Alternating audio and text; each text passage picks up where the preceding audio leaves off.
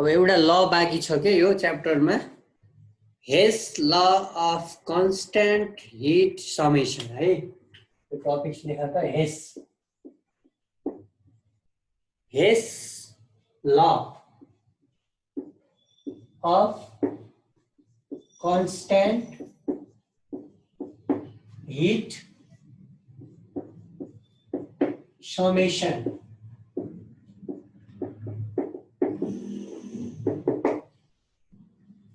हेस law of constant heat summation है। अब यो लले के भन्छ है, यो सिम्पल ल हो। हेस law of constant heat summation भनेको एउटा सिम्पल ल हो। यसले चाहिँ के रिलेसन दिन्छ त, इन्थल्पी चेन्जसँग रिलेटेड एउटा ल हो है।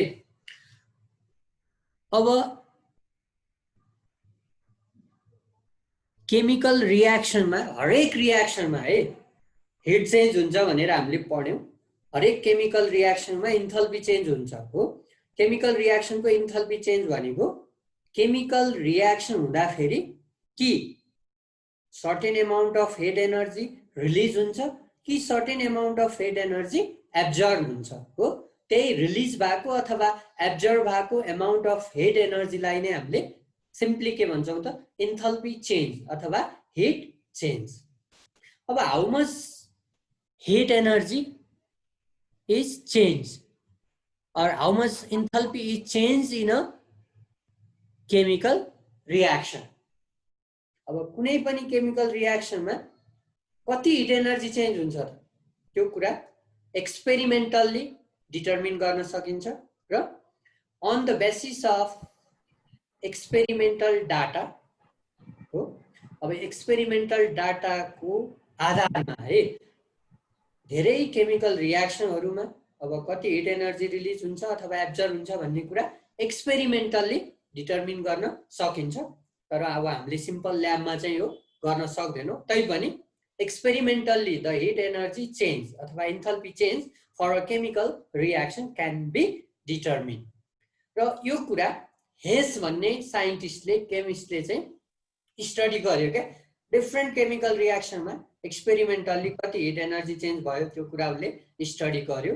र उसले चाहिँ मेन के गर्यो भने एउटै केमिकल रियाक्सनको लागि क्या, किनभने केही केमिकल रियाक्सनहरु यस्तो हुन्छ कि they occur through different steps है। Many chemical reaction proceed through different steps. Single स्टेपमा पनि केमिकल रियाक्सन कम्प्लिट हुन्छ कतिपय रियाक्सनहरु, तर कतिपय केमिकल रियाक्सन चाहिँ स्टेप वाइज एउटै स्टेपमा कम्प्लिट नहुन पनि सक्छ। दुईटा स्टेपमा अथवा तीनटा स्टेपमा एउटा रियाक्सन अकर गर्न सक्छ।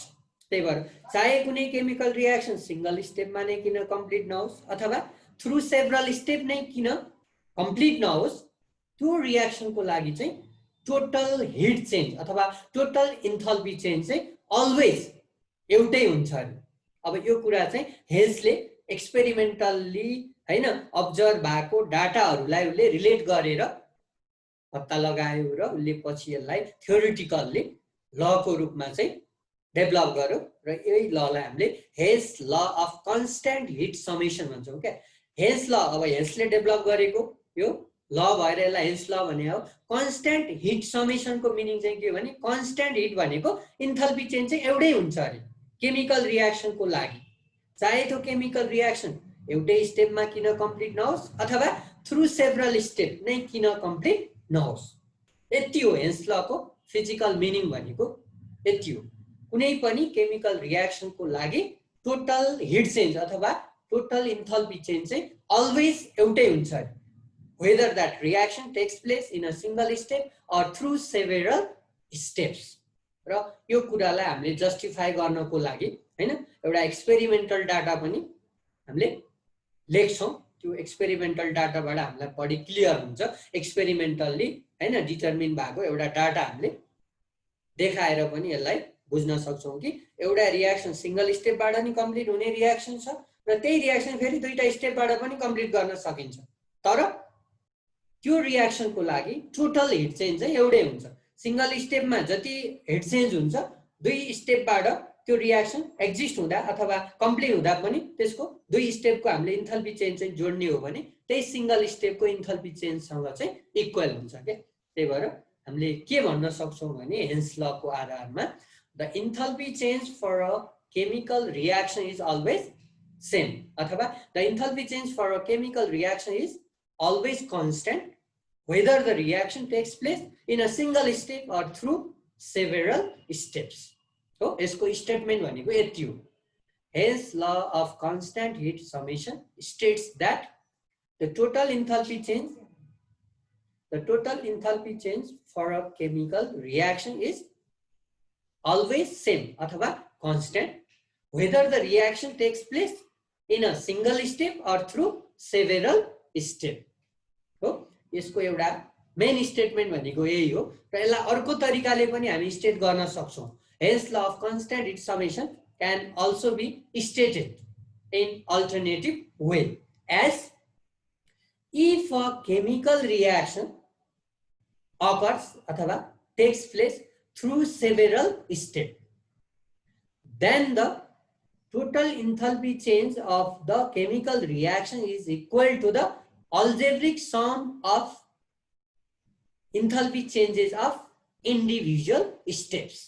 हो यसरी पनि हामी हेन्स ललाई स्टेट गर्न सक्छौं। यसले भन्न खोजेको के त यदि कुनै केमिकल रियाक्सन चाहिँ धेरै स्टेपबाट कम्प्लिट हुन्छ भने त्यो रियाक्सनको टोटल इन्थल्पी चेन्ज चाहिँ त्यो हरेक स्टेपको इन्थल्पी चेन्जको समसँग के हुन्छ इक्वल हुन्छ भनेर भन्न खोज्यो है।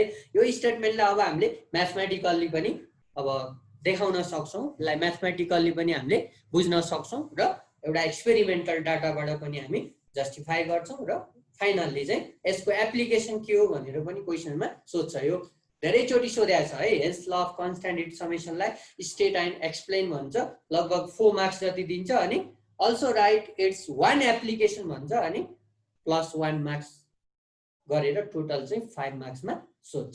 ओके लेख्ने हो खास केही छैन। इसको statement Hess law of constant heat summation लेख्ने इट स्टेट्स दैट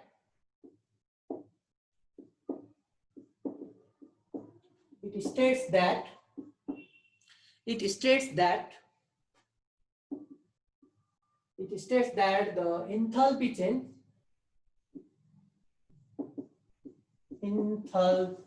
भनेको हिट हो है। थर्मोडाइनामिक्समा अथवा केमिस्ट्रीमा इन्थल्पी भन्यो भने हिट भनेर बुझ्ने। It states that the enthalpy heat change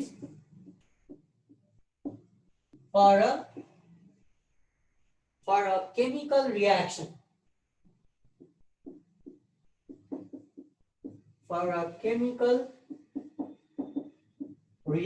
is always,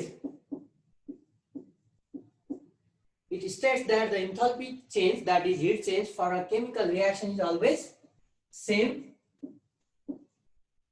whether the reaction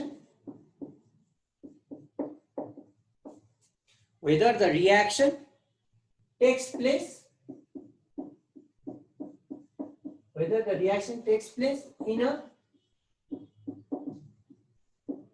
in a single step or through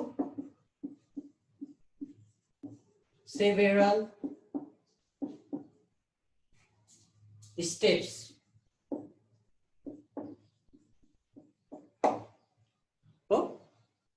hence law को मेन स्टेटमेन्ट भनेको यही हो। It states that the enthalpy change for a chemical reaction is always same whether the reaction takes place in a single step or through several steps. र यसलाई हामीले अर्को तरिकाले पनि स्टेट गर्न सक्छौं। हेन्स ल यो दुईटै स्टेटमेन्ट लेखिदिँदा राम्रो हुन्छ एक्जाममा। और it states that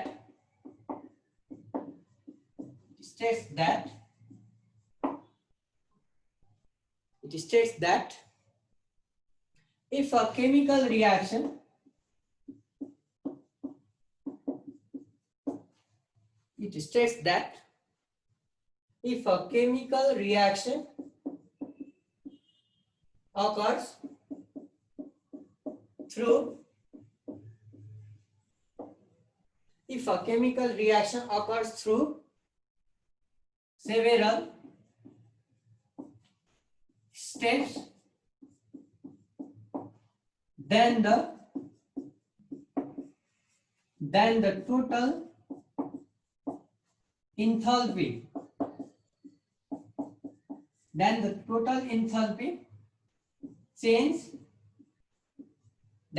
enthalpy change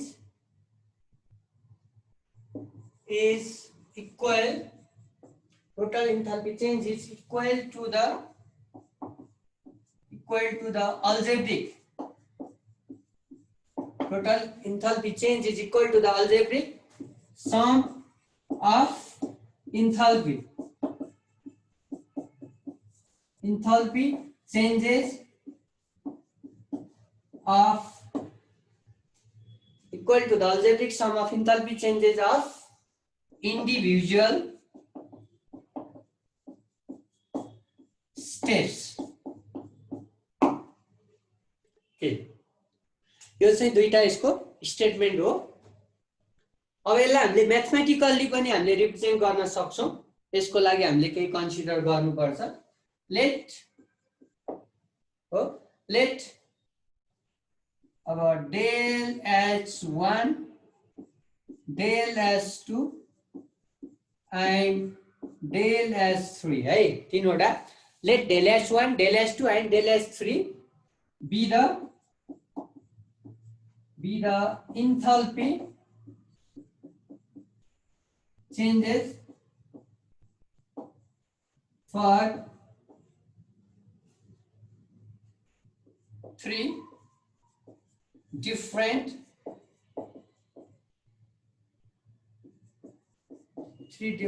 steps.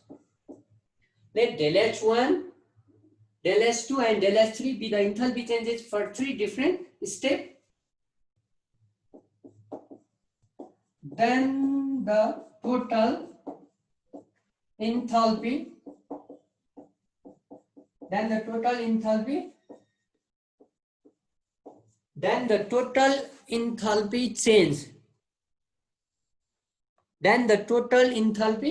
change लाई मैले del h माने, then the total enthalpy change del h of the reaction can be written as हो del h1 del h2 र del h3 चाहिँ तीनवटा स्टेपको इन्थाल्पी चेन्ज हो कुनै रियाक्सनको भने। अब टोटल इन्थाल्पी चेन्ज मानौ del h चाहिँ अब कति हुन्छ त, त्यो तीनवटा स्टेपको इन्थाल्पी चेन्जको समसँग के हुन्छ, इक्वल हुन्छ अकॉर्डिङ टु द हेन्स ल। भनेपछि अब del h equal to del h1 plus del h2 plus del h3 हुन्छ है। यसको म्याथमेटिकल पार्ट भनेको रिप्रेजेन्टेसन भनेको यति हो है। कुनै पनि केमिकल रियाक्सन मानौ तीनवटा स्टेपबाट अकर गर्न सक्छ र त्यो तीनवटा इन्डिभिजुअल स्टेपको चाहिँ इन्थाल्पी चेन्ज कति छ, del h1 del h2 र del h3 छ भने अब त्यो रियाक्सनको टोटल इन्थाल्पी चेन्ज मानौ del h छ भने त्यो सिंगल स्टेपको टोटल इन्थाल्पी चेन्ज चाहिँ अब तीनवटा स्टेपको इन्थाल्पी चेन्जसँग के हुनु पर्यो, इक्वल हुनु पर्यो। त्यही भएर according to the Hess law हैन, the total enthalpy change of a chemical reaction is equal to the algebraic sum of enthalpy changes of individual step हो।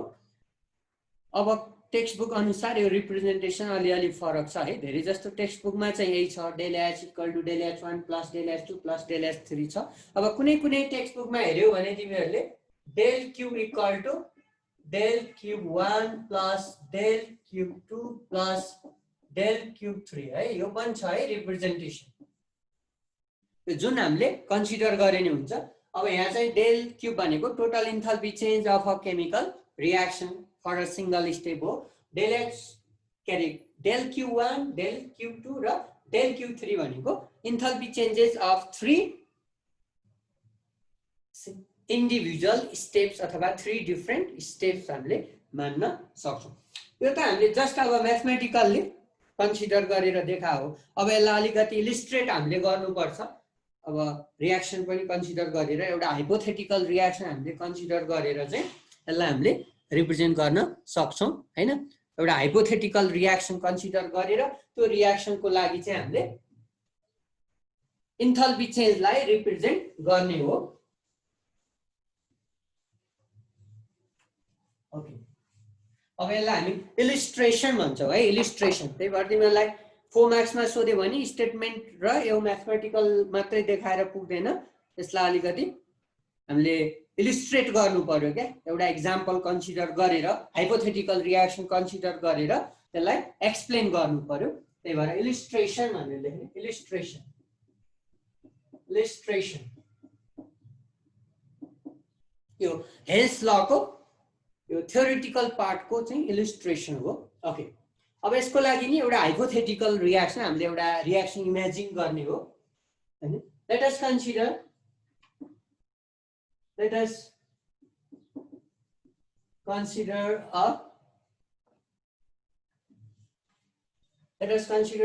reaction in which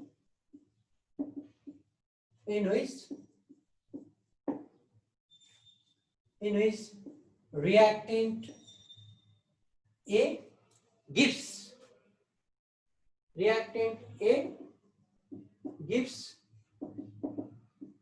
final product B directly। है एउटा reaction छ hypothetical reaction, जुन रियाक्सनमा reactant A ले चाहिँ final product B दिन्छ directly.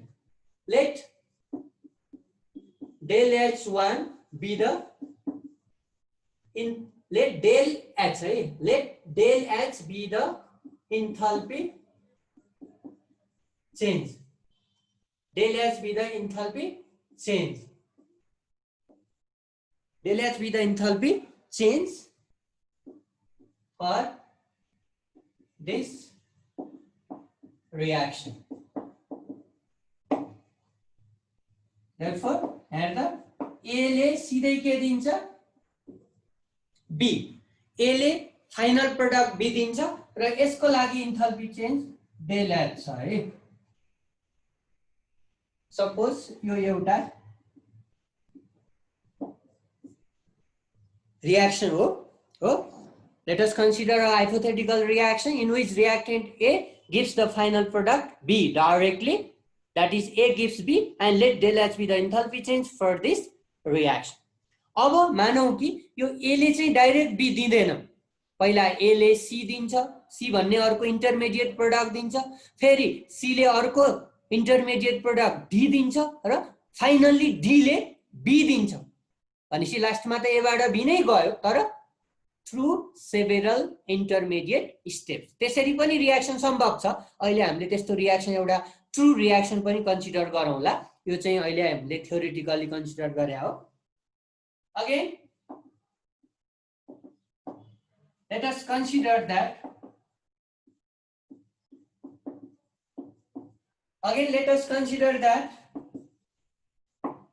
reactant A gives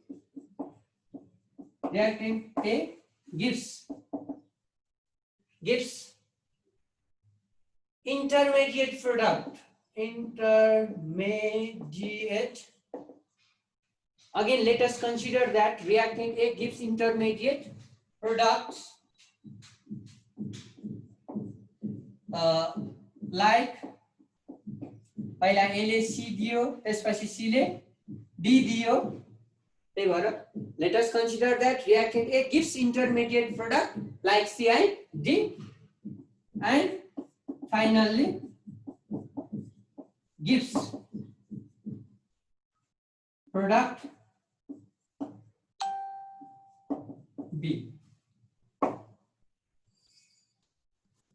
That is S2। पहिला A ले C दिन्छ अनि C ले डी दिन्छ र लास्टमा डी ले बी दिन्छ। सपोज ए ले सी दिँदा फेरिको इन्थाल्पी चेन्ज डेल H1 छ, सी ले डी दिँदा फेरिको इन्थाल्पी चेन्ज डेल H2 छ र डी ले बी दिँदा फेरिको इन्थाल्पी चेन्ज डेल H3 छ। That is equation I र यो equation IV, where को तल लेख्ने where del H1 del H2 and del H3 are the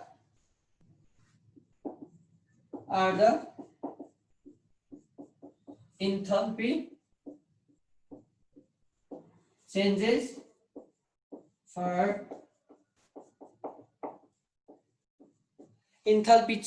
for reaction I and IV respectively.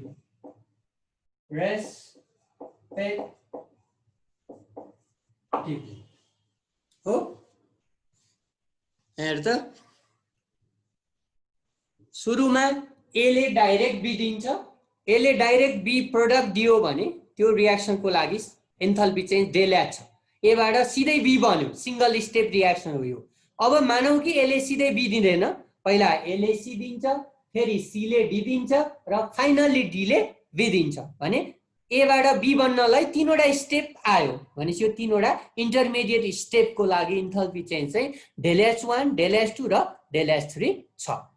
अब चाहे सिधै ए बाट बी बनोस् अथवा ए बाट पहिला सी बनौ, सी बाट डी र फाइनली डी बाट बी नै किन नबनोस्, रियाक्सन त एउटै हो हैन। इनिशियल स्टेट भनेको ए हो, फाइनल स्टेट भनेको बी हो, एउटै रियाक्सन हो, सिधै पनि हुन सक्छ, डिफ्रेन्ट स्टेपबाट पनि हुन सक्छ। तर हेन्स लले के भन्छ भने कुनै पनि एउटा रियाक्सनको लागि चाहिँ टोटल इन्थाल्पी चेन्ज चाहिँ एउटै हुन्छ अरे, चाहे त्यो रियाक्सन एउटा स्टेपमा नै किन नहोस् अथवा डिफ्रेन्ट स्टेपबाट नै किन कम्प्लिट नहोस्।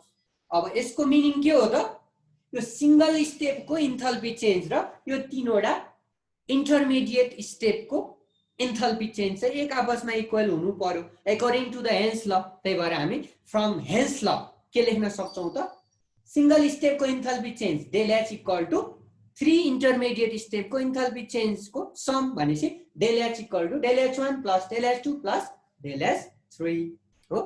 ओके, अब फ्रम हेन्स ल भनेर हामीले सिधै यो लेख्न सक्छौं। अब माथि लेखा त यसको त फ्रम हेन्स ल है, सिधै अब यो रिलेसन लेख्ने del H equal to del H1 plus del H2 plus del H3। Okay, यसरी चाहिँ तिमीहरूले इलिस्ट्रेसन गर्नुपर्छ है। एउटा चाहिँ एक्जाम्पल कन्सिडर गरेर हामीले hence law of constant hit समेसनको चाहिँ एक्सप्लेन गर्नुपर्छ। अब यो त जस्ट के हो, इलिस्ट्रेसन हो बाइ कन्सिडरिङ इमेजिनरी रियाक्सन अथवा हाइपोथेटिकल रियाक्सन है।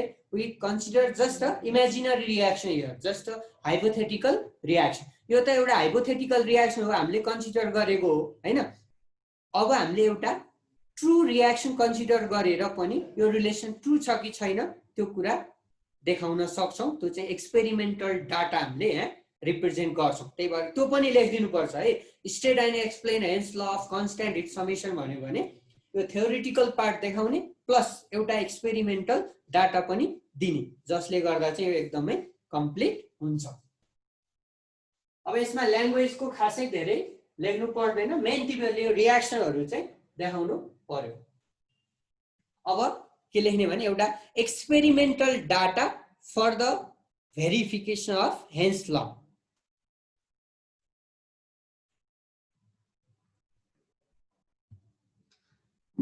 लेख त experimental data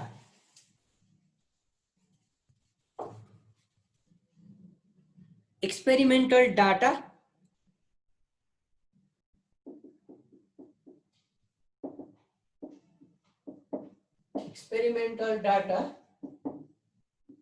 to verify Hess ल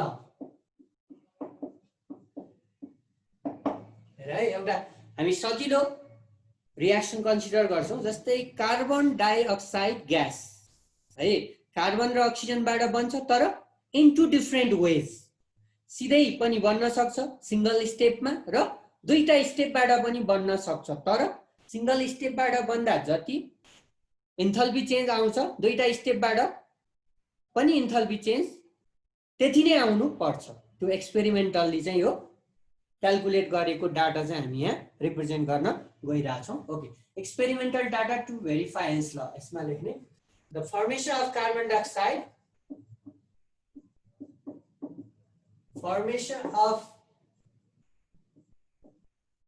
formation of carbon dioxide gas can take place in two different formation of carbon dioxide gas can take place in two different ways.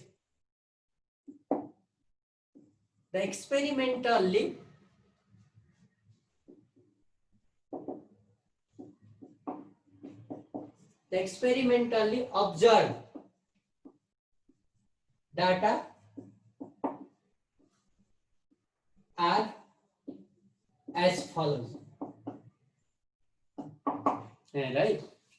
अब first स्टेपमा हेर्दा carbon solid स्टेटमा हुन्छ oxygen gas स्टेटमा हुन्छ र carbon र oxygen को रिएक्सनबाट है when 1 mole of carbon is completely bond in the presence of excess oxygen carbon dioxide gas is formed in a single step है मानौ कि यो स्टेपको इन्थल्पी चेन्जलाई मैले डेल एच माने र यो एक्सपेरिमेन्टली हो डेल एच चाहिँ कति पाइएको छ भने -393.5 किलोजूल पर मोल पाइएको छ है experimentally it has been observe यो रिएक्सन हामीले अगाडि पनि पढिसकेका थियौं है कार्बन डाइअक्साइड को formation when 1 mole of carbon is completely bond in the presence of excess oxygen 1 mole of carbon dioxide is formed and during this reaction 393.5 kilojoule heat energy is released okay अब carbon dioxide अर्को तरिकाले पनि बन्न सक्छ जस्तै first स्टेपमा हेर त first स्टेपमा कार्बन र अक्सिजनबाट कार्बन मोनोअक्साइड पनि बन्न सक्छ if oxygen gas is not sufficient है अक्सिजन ग्यास चाहिँ एकदमै थोरै भयो भने इनसफिसिएन्ट छ भने कार्बन मोनोअक्साइड ग्यास बन्छ हेर है र यो रिएक्सनको इन्थल्पी चेन्जलाई मैले है यसको लागि इन्थल्पी चेन्जलाई मैले डेल H1 माने डेल H1 चाहिँ -110.5 किलोजूल पर मोल हुन्छ भनेपछि यो सेकेन्ड रिएक्सनमा चाहिँ सिधै कार्बन डाइअक्साइड बनेन फर्स्ट स्टेपमा कार्बन मोनोअक्साइड बन्यो फेरि यो कार्बन मोनोअक्साइड ग्यास फर्दर अक्सिजनसँग कम्बाइन गरेर यसबाट चाहिँ CO2 ग्यास बन्छ यसको लागि मैले इन्थल्पी चेन्ज डेल H2 माने अब यो कति हुनुपर्छ थाहा छ हाम्रो दुईटा स्टेपको जोड्दा ठ्याक्कै यति हुनुपर्छ यो एक्सपेरिमेन्टली निकालेको डाटा हो है मैले चाहिँ यहाँ तिमीहरुलाई यो चाहिँ -283 किलोजूल पर मोल हुन्छ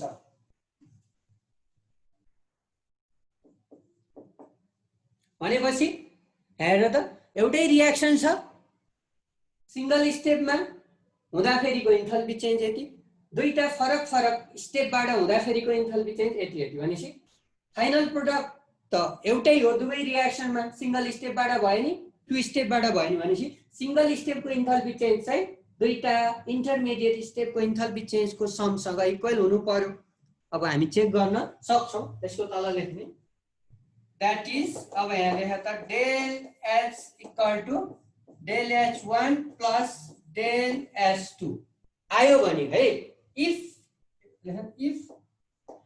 del H equal to del H1 plus del H2 it verifies Hess law.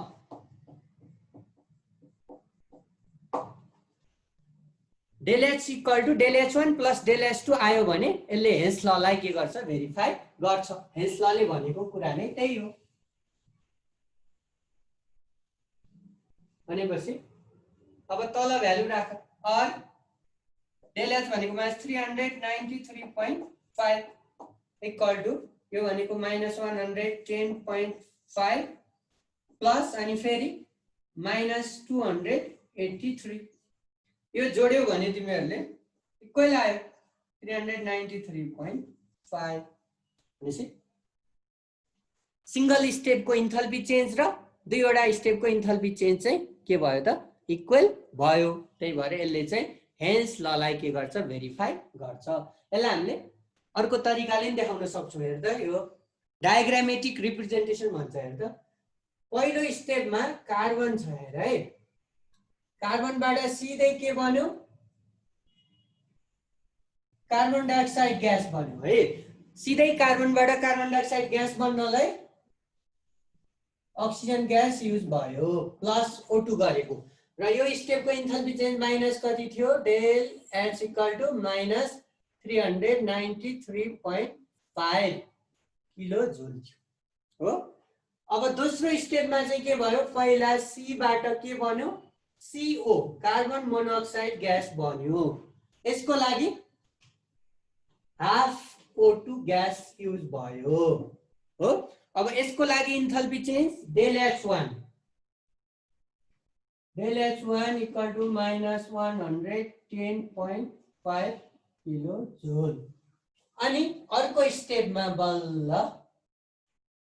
हो CO मा फेरि हाफ O2 ग्यास युज भएर CO2 बन्यो यसको लागि enthalpy change del H2 equal to -283 kilo joule हो यसरी पनि हामीले देखाउन सक्छौं यो बुकहरुमा नि देखाएको छ यसलाई चाहिँ के भन्छ भने डायग्रामेटिक रिप्रेजेन्टेसन अथवा स्केच भन्छ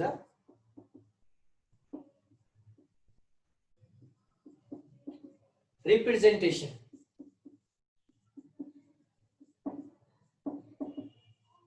फर यो एक्सपेरिमेन्टल डाटाको लागि हो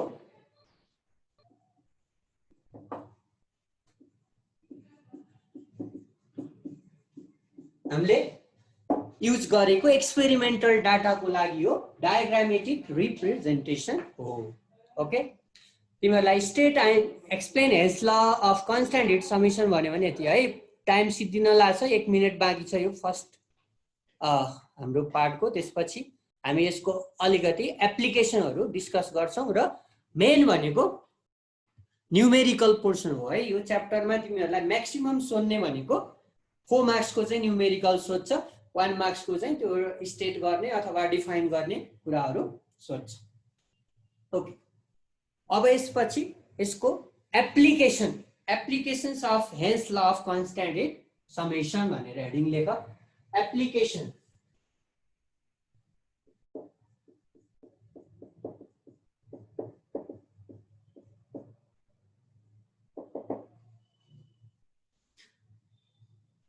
अब Hess's law of constant heat summation को एप्लिकेसन भन्यो भने के काममा युज हुन्छ अब कुनै टेक्स्ट बुकमा हेर्यौ भने तिमीहरुले एउटै पोइन्टमा एप्लिकेसन लेखिदिया छ के Hess law of constant heat summation is applicable for calculating the enthalpy change of different type of chemical reactions like enthalpy of combustion